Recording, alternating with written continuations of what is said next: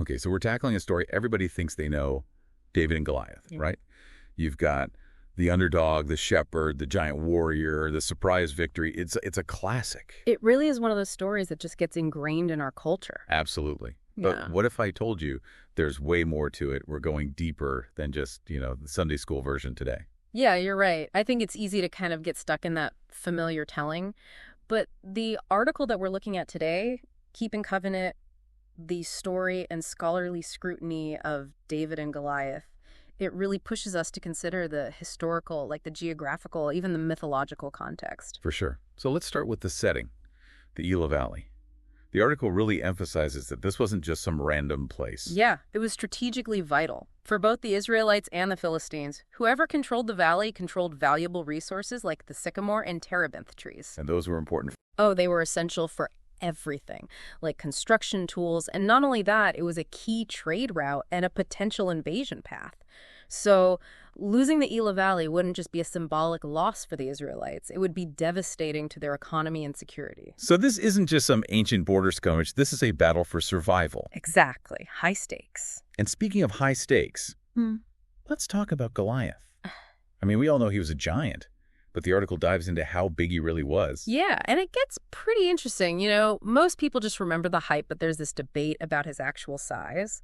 Some sources put him at around 6.5 feet tall. That's still huge, especially back then. Oh, absolutely. Imagine facing someone that size on a battlefield. I'd be terrified. But some texts describe him as even taller. Much taller. Some claim he was over 9 feet tall. Can you imagine?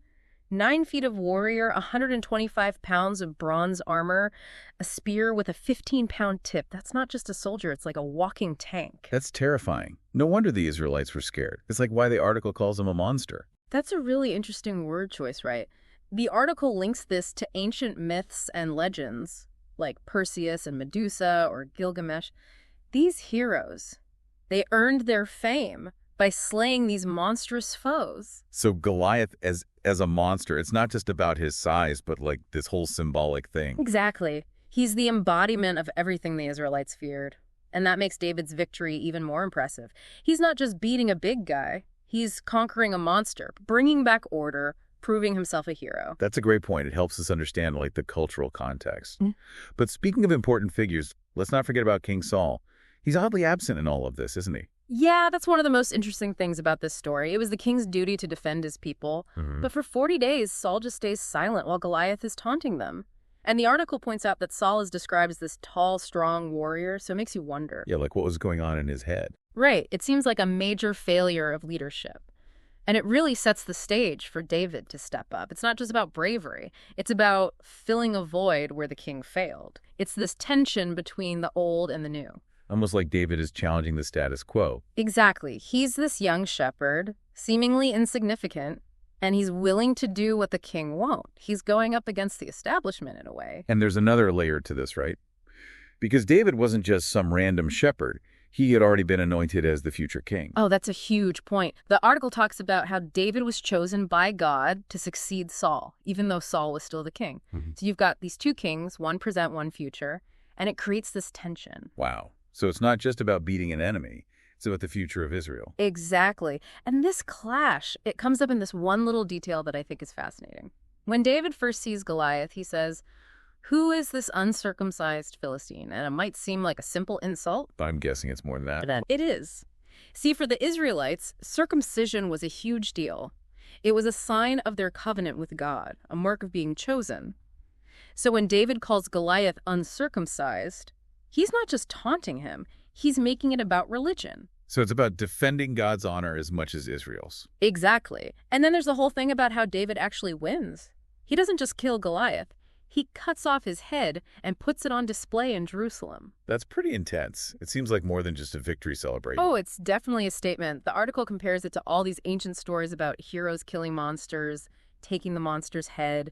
It's about asserting dominance. It's like this ultimate power move. Like a trophy, but on a much grander scale. Right. Think about how we use trophies today to show victory, to demonstrate power. Well, back then it was even more important. By showing Goliath's head, David's proclaiming God's victory over their enemies. That's a really interesting take on it. But we have to talk about the big question. Does David actually kill Goliath? Because the article mentions another account that says someone else did. You're talking about the passage in 6 Samuel that says Elhanan killed Goliath. It's a mystery that's puzzled people for a long time. And the article does a good job of laying out the different theories. So what are some of the explanations? Well, one theory is that it's just a scribal error. Back then, texts were copied by hand, so mistakes could happen. So you're saying one tiny mistake could have changed history. It's possible. Apparently, the Hebrew words for brother of and killed are really similar, so it wouldn't take much for a scribe to accidentally give credit to the wrong person. Wow, that's a pretty convincing argument. But are there other theories? Oh, sure. Some scholars think that the whole David and Goliath story might have been embellished over time. Maybe details were added or exaggerated to make David look even more heroic. So it's possible that the story we know isn't exactly how it really happened. Right. It could have evolved over time. But does the article say which theory is most likely? It doesn't really say for sure, but it seems to lean towards the scribal error theory. The article makes the point that if David didn't kill Goliath, then the whole story about Goliath and his family, it just kind of disappears. It doesn't really have a purpose. That's true. If someone else killed him, why even mention Goliath? Exactly. And there's another thing, the passage where Elhanan kills Goliath, it comes after the story of David meeting and defeating Goliath's son. Wait, so Goliath's son is still alive after Elhanan supposedly killed Goliath? That doesn't make sense. It does seem like a bit of a chronological mess, right? Which makes it seem more likely that it was just a copying mistake in a 2 Samuel. It really makes you think about how we study these ancient texts. Right. It's not just about reading the words. It's about understanding the history, the culture, the possibility of human mistakes. Exactly. And this debate about Goliath, it shows us how important it is to think critically, to question what we assume, and to remember that there can be lots of different interpretations. It's like we're trying to solve a puzzle from centuries ago. That's a great way to put it. And I think that kind of critical thinking, it's crucial when we're dealing with these really important religious texts. It's not about taking away from the story. It's about appreciating how complex they are. Right. So let's move past the debate about who actually killed Goliath and talk about why this story is still so popular. Why does it resonate with people after all this time? I think it's because it speaks to this human need for courage and faith, especially when we're facing something that seems impossible. Whether David literally killed a giant or it's a more symbolic story, the message is powerful. Ordinary people can do extraordinary things when they have the courage to face their fears. Yeah, it's like the ultimate underdog story. It gives us hope. Exactly. And it's not just about physical courage, it's about faith too. Trusting in something bigger than yourself, even when you feel afraid. It's about finding that inner strength to keep going even when things seem impossible. We all face our own Goliaths in life. What are some of the Goliaths that we face today? It's different for everyone, of course, but as a society, we might think about things like injustice, inequality, environmental destruction, these huge problems that can feel overwhelming. Yeah, it's easy to feel powerless against that kind of stuff. Like, what can one person do? That's where we can learn from David. He didn't let Goliath's size scare him away. He stepped up with his faith and his courage, and he acted. He made a difference. We can too. We might not be fighting giants, but we can fight for what's right. Use our voices. Use our actions to make things better. So it's about finding our own slingshots. Right.